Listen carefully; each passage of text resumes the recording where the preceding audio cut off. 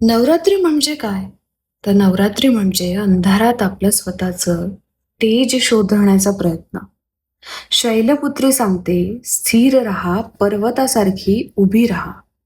ब्रह्मचारिणी शिकवते, तप कर, पण मनातील आग जप. चंद्रघंटा कुजबुजते, तुझ्या आवाजात शांती असू, पण सामर्थ्यही असू दे.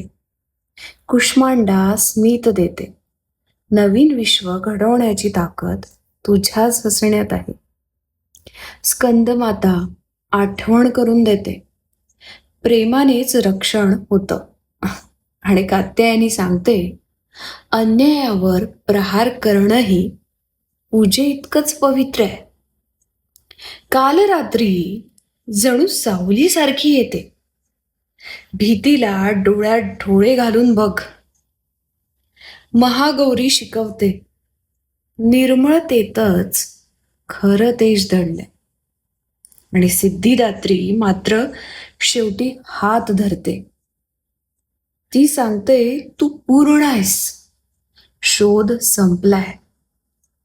ही नवरूप फक्त देवी नाहीयेत, त्या माझ्या किंवा आपल्या प्रत्येक रंगाला, प्रत्येक स्वप्नाला आणि प्रत्येक जखमेवरच्या पट्टीलाही जाग करतात.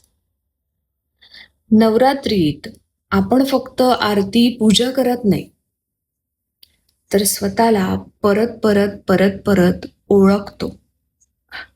कारण शक्ती कुठेतरी आकाशात किंवा दुसरीकडे नाहीये, ती आपल्या प्रत्येक श्वासात आहे.